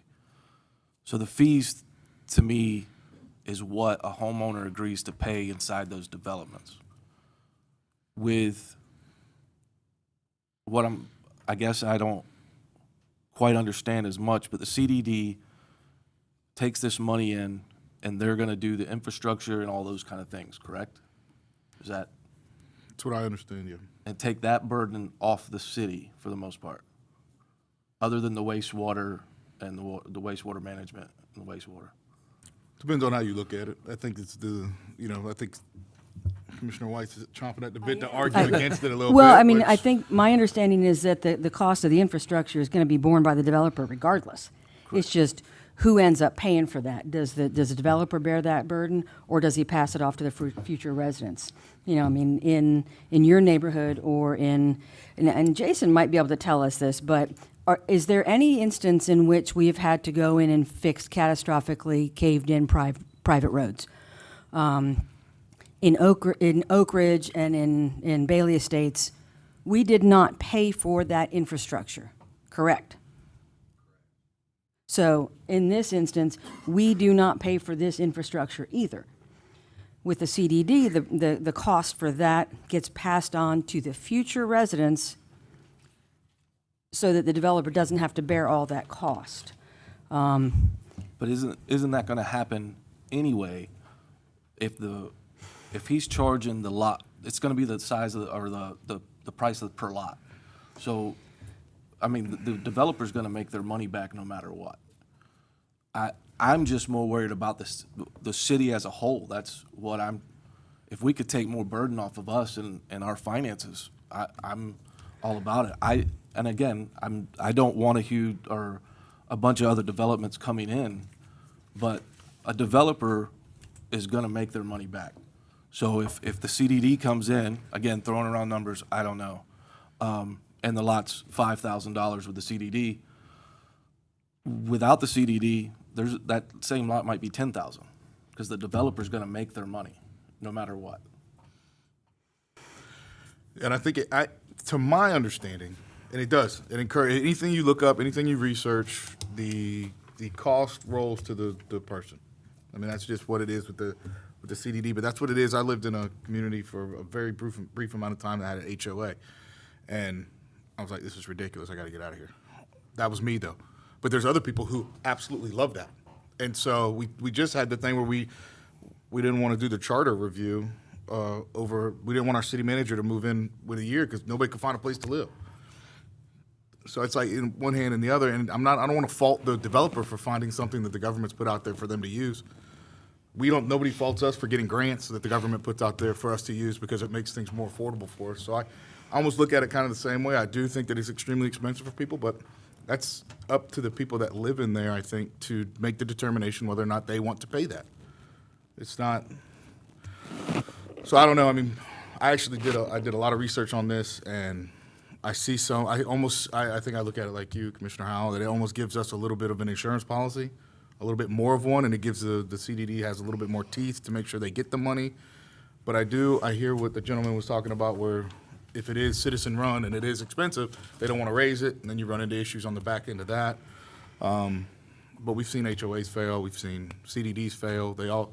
Everything gets kind of stood back up or not. I know there's the property in Alachua over by the high school that the roads are complete trash and have been for how many years, and that was an HOA that failed. Forever. Yeah, and so the roads are now in disarray, and it's almost dangerous. And, I mean, you know better than anybody, you work there, but, you know, that's that's what it looks like when an HOA fails and they don't keep up the roads. So, I don't know, I think there's pros and cons. I think I lean more toward allowing a CDD. But I don't think having a CDD makes people find housing faster. One of my concerns, to be honest. I'm sorry. I don't think it makes it find it faster, but it is to the point that, you know, everybody's talking about. And I'm I actually think it makes it harder. I don't think it makes it harder. I think you know what you're looking for whenever you go buy a house. And it's your job to research what you're I think as a gonna city, purchase. we're giving people that option, like you said, Oak Ridge, Bailey Estates. Now, if we got Bridalwood coming in, and there are some people that like a CDD. I mean, again, I'll bring up Tioga and Oakmont. Those are very prominent neighborhoods that continue to grow. One's a HOA, one's a CDD and a HOA. A friend of mine sells houses in there, and she has no problem selling houses or anything else in Oakmont. But I know when we were trying to buy a house, the HOA fees in Tioga is what brought me out here. I mean, that's what it was. So again, I think the fees are going to be there, the infrastructure is going to be taken care of, but what's going to help the city in the long run? And again, with my research, I think that, you know, I think there's a lot of benefits with the CDD. For the city. For the city. See, I genuinely don't see that. I see there being half of High Springs, if Bridalwood is built out, paying a statistically significantly higher fee to live here. And do you not see that creating a disconnect and a complete divide? You know, they're the ones, if they're paying more to live there, they're going to want better service. They're going to want more police. They're going to want more because they're paying more to live here. Well, they're paying more, so they're going to have better roads than most of our town.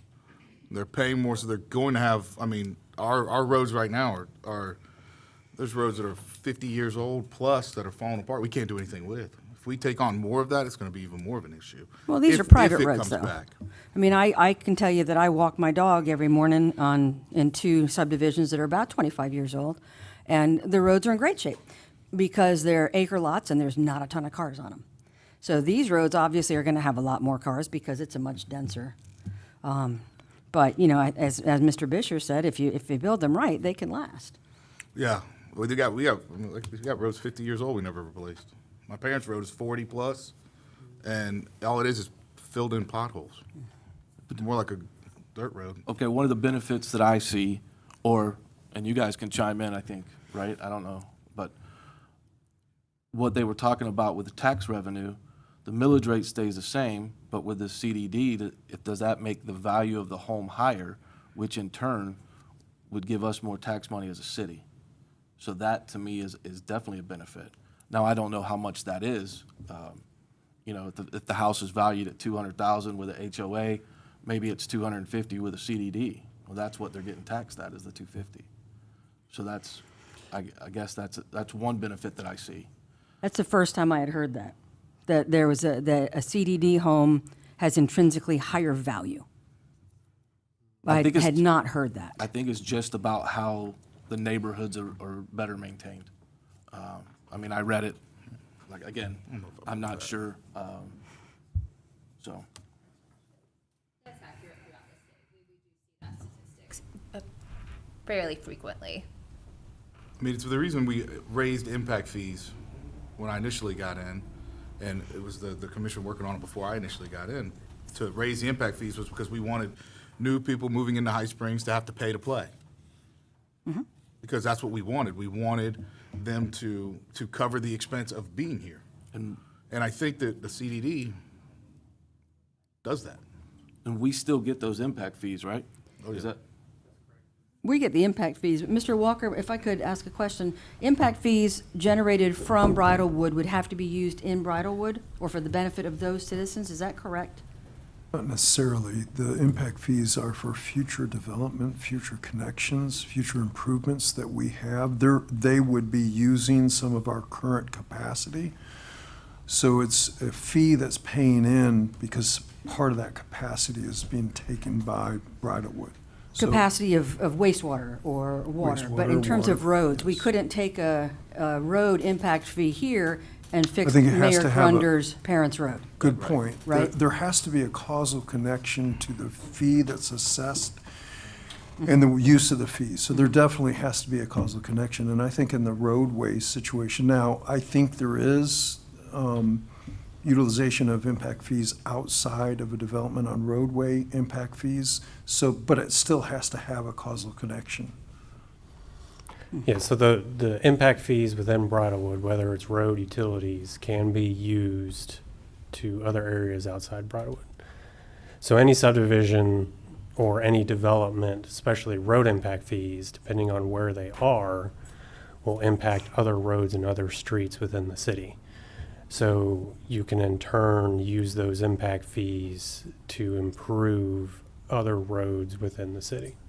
But the impact fees are independent of the CDD. The impact fees are going to be there regardless. So Yes, we're getting what into it the is, weeds it's the here. millage. But yeah, so if you Google benefits of a CDD, that is one of the top 5 items that come up, is that property values within a CDD are typically higher than subdivisions that are not.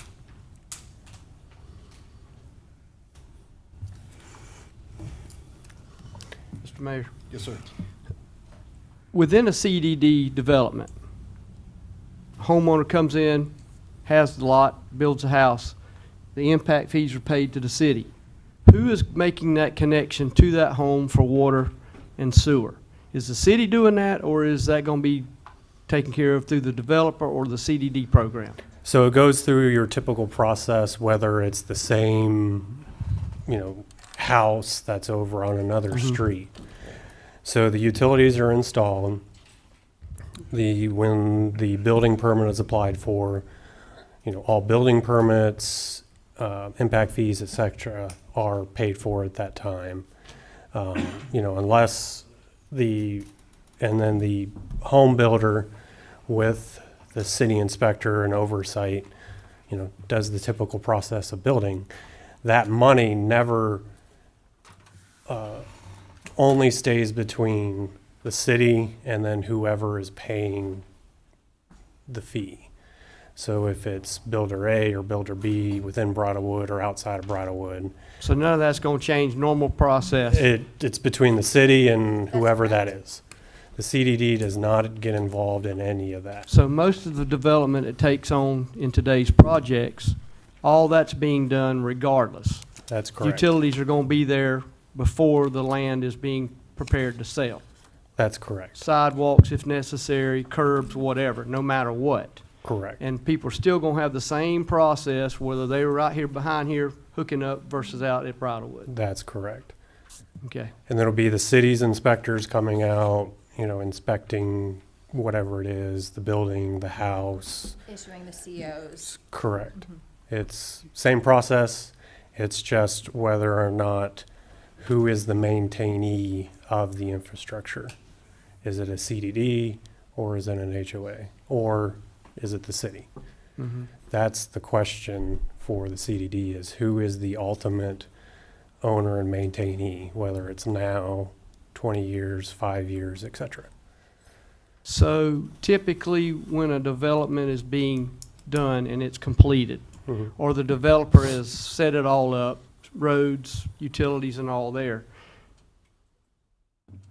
getting out away from Bridlewood, let's just say it's another development.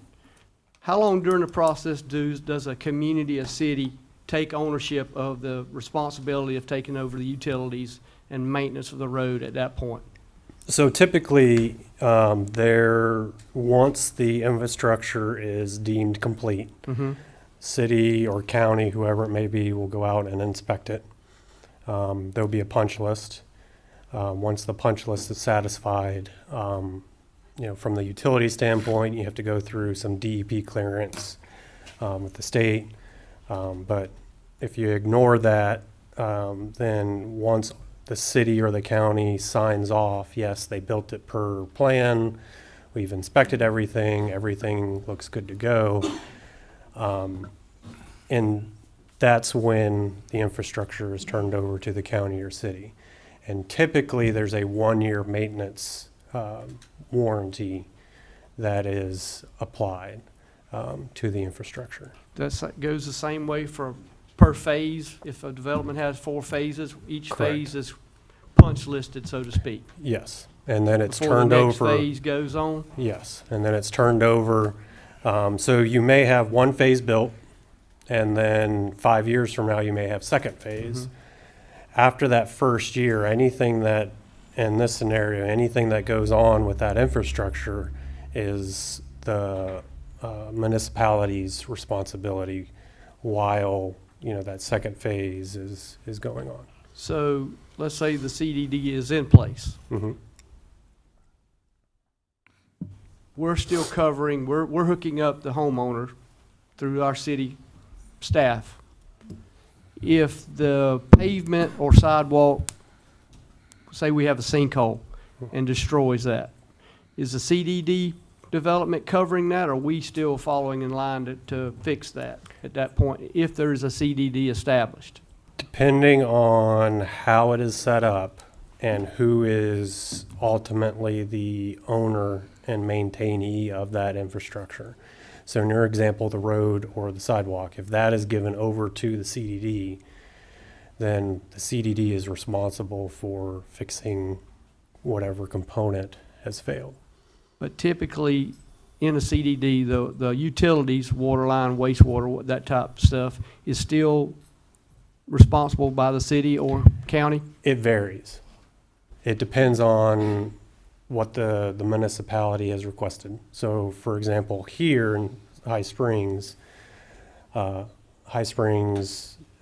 staff has requested the water and sewer stay with the city ownership, because that's a revenue source.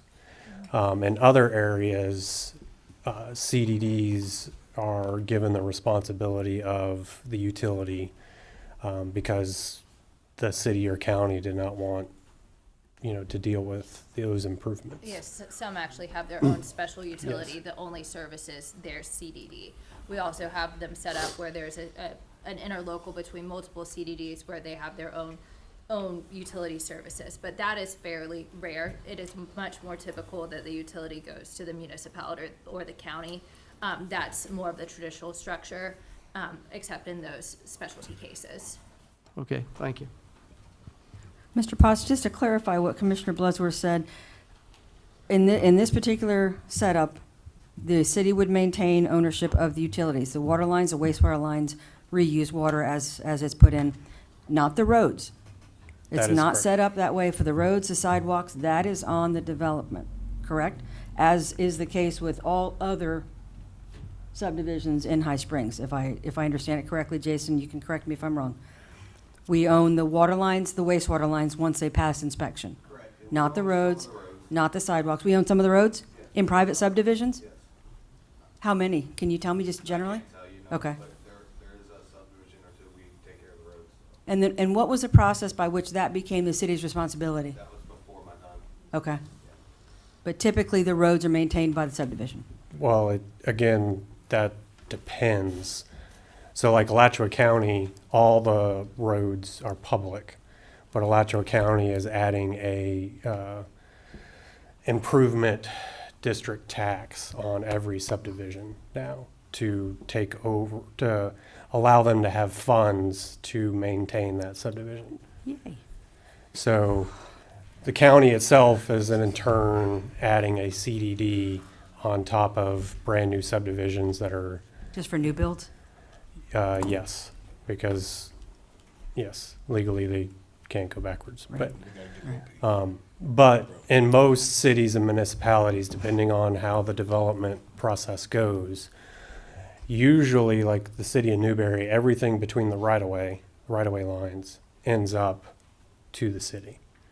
So whether it's roads, sidewalks, utilities, in between those, the two fictitious lines of the right-of-way. City of Alachua is the same way. So it really just depends on, how the development is set up. But yes, in Bridlewood's case, utilities are the city's responsibility. The other infrastructure is private. But again, we're talking about a CDD. That's what we're here discussing, is who is going to maintain it, the HOA or the CDD. At the end of the day, whether it's an HOA or CDD, the O&M cost is going to be the same between the two. Associated for maintaining That- that infrastructure. Correct. Whatever is in that mutual bucket that could fall in the either or category. Now, the assessment, as some of the commissioners have mentioned, yes, the assessment is a way for the developer to, or the CDD to issue bonds for the infrastructure. It usually doesn't cover the entire infrastructure cost. Some may, some don't, but most of the time it doesn't. So with that infrastructure cost, those bonds, the intention is that the infrastructure can be installed at a lower cost so that that can be given to, going forward. Yes, I know everybody's talking about, well, the developer's just going to keep it in his pocket. This developer is not going to do that. He has already created deals. And again, it's public opinion, it's other people's opinion of what's happening. There are contracts between the developer and the builders that are working out, depending on what happens with the CDD, different prices for the lots. And again, it is the same fact that some of the commissioners have mentioned, like Commissioner Howell. If the CDD lowers the cost, then that's going to be passed forward. If the cost of the construction goes up, the developer has to cover himself for those costs. So in turn, it's the whole nothing's a free lunch idea. Somebody will have to cover those costs. So the idea of the CDD is that we can achieve in this market, not High Springs market, but the market we're in general, with costs of construction going up, houses going up, people trying to afford houses, people can't afford houses, like what you mentioned. The purpose and goal is that this development has a slew of prices, and the builders understand that this is what we've heard, that High Springs is a challenge for developments. They are the first area. Their goal is to make sure that these houses are priced to be competitive, being lower than what other markets are, so that the development can get going and rolling. And they want to keep it that way. It's kind of the idea of, you have some of those dealerships who are volume dealers. They don't make their money on one car, they make their money on 100 cars. That is the idea that they're trying to do, is to keep the prices down, the infrastructure costs down, so that it can, change, hopefully help change prices and get the market moving in the way that everybody can afford a house. That is the goal. Now, none of us can control that. I mean, that's the intention, but we're here not to talk about what resident A or B can afford. We're here to talk about the overall maintenance entity of the infrastructure and the likelihood of, yes, some roads do last 50 years. Most roads only last 15 to 20. It's construction, it's materials, it's the amount of vehicles that are going on it. It's all a whole bunch of different variables. It's even subsurface stuff that nobody has even seen can be a cause of road failures. Top of it, it could be a utility line that breaks. The utility line breaks, the road goes with it. So there's many different factors here of what's going on. Can we stop right there? So, because I got a question on that. So, you said out there, how long does it turn over to the homeowners? Maximum 6 years. 6 years. For a CDD, 90% for an HOA. Right, CDD is 6 years. So, after the development is finished, is the developer gone and it's just the CDD board? It's similar to the HOA when at the end of the project. Right, but so, because when he talked about 19 years the developer has. In an HOA. Right. Because it's 90%. So if you're talking about, you just threw out 15 years for roads. So development is done in 10 years. It's turned over to the CDD. And then 5 years later, your road looks like crap. Does the CDD now take over? Then they don't want to raise the price to fix the road. Then who does it fall on then? That's a rare case that the CDDs do not have maintenance funds to fix roads. But it could happen because you just said. Well. And they do have to maintain county standards or city Yes. standards. So in the event the CDD, in the hypothetical event, and again, that the CDD was not inclined to maintain their facilities to the city standards, then they would be getting code violations, same as anybody else. Yes, so a CDD has to follow a lot more state statutes similar to what a city has to follow. An HOA does not.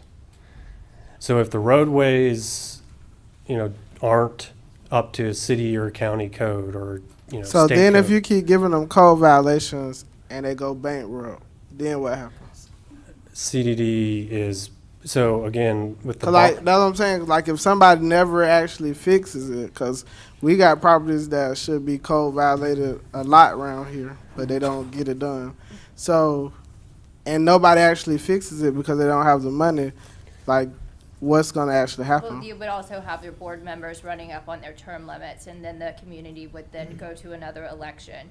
So unless the entire community is on board with this approach, someone else would run, and then you would have a different board member in that position, and hopefully making better decisions for the community. Yeah, and the example you're talking about one person where the CDD is made up of, several hundred people.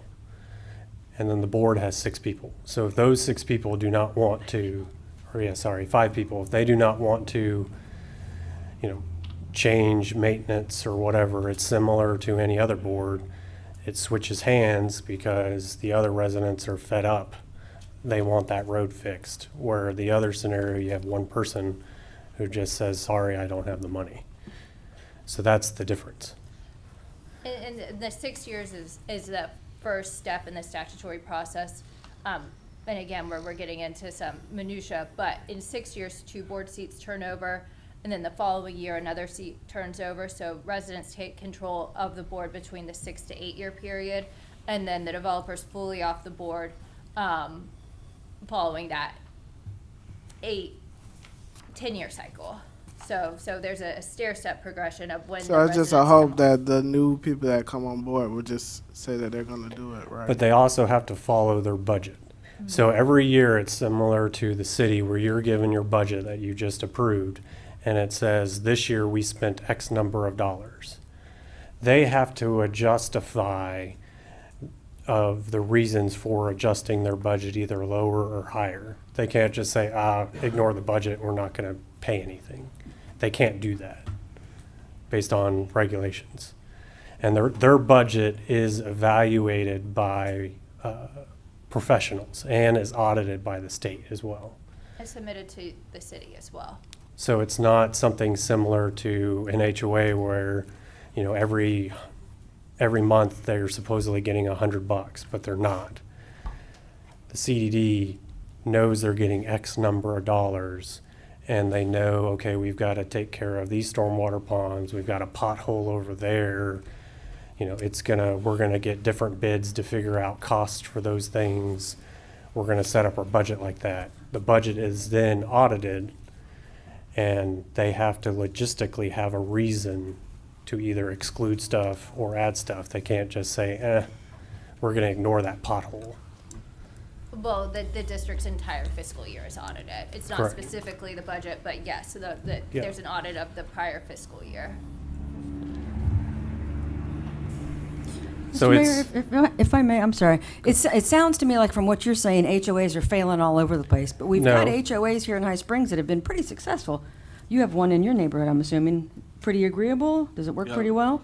Yeah, they mow the retention ponds. Yeah. I mean, I grew up in a neighborhood that had an HOA, and we had a private airstrip, and it worked out pretty well, which is crazy to even think about. But the neighborhood No, was I'm not, very. what It was, yeah, it was pretty crazy, but But- I didn't know how lucky I was. I had an HOA that we had 1.5 to 2 acre lots. It was a private road, 12 lots. The road was failing. It was 15 years old. The county said, no, we're not taking over the road. That pothole stayed there for 7 years till the president of the HOA got tired of it and was filling it in with dirt and then millings and whatever he could find because the HOA did not want to pay for it. So you have all different stories you Sure. want. So really, what it boils down to is And you said the CDD can't do that. They can't say, we hate this and we're not going to do it. They have to do it. they have to maintain it. It is their They have responsibility. obligations to their bondholders to maintain the infrastructure to a certain standard. They also have obligations to the city to ensure that it complies with the city's requirements. Would the HOA not have the same obligations to the city? No. They have obligations to their residents? By the bylaws, but they don't have to, there's nothing holding them to those bylaws. The bylaws could say the HOA is responsible for maintaining the road. Well, I kicked some dirt into it, I maintained the road. It doesn't state that what level of maintenance for the bylaws for an HOA. The CDD has to follow what that city and county standards are because they've paid money to build that infrastructure.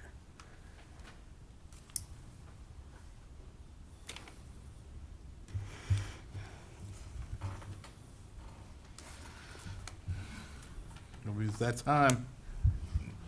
Maybe, maybe not. I think we've given it a whole lot of, regardless, Mr. Potts and Ms. Wilson, I appreciate the time. You guys have put in a lot of time and a lot of effort. And I've done a lot of research on this, just like everybody else has. I don't know, Mr. Potts, if I had met with you one-on-one, if I would have learned anything more. And, I apologize for not doing that, but I feel like I need to learn everything from you publicly, so. This is a great business model for the property owner. And I think it would cause a lot of restriction on who could afford to move to High Springs. And in my opinion, it's a business model that just does not fit with who we are here. So I would make a motion that we deny the CDD application. Second. We got a motion on the floor. It's been properly moved and seconded. I don't have to open that. It's an ordinance. It's an ordinance. Oh, that's right. I don't think you have to open it. I don't know. I would ask. Ready? Vice Mayor Miller, Yes. Commissioner Bloodsworth, Yes. Commissioner Howell, No. Commissioner Whites, Yes. Mayor Grunder. No. All right. We're gonna move on to, does anybody need a break? Really do need a button. Okay, we're gonna, yeah, we're gonna take a quick 5-minute break.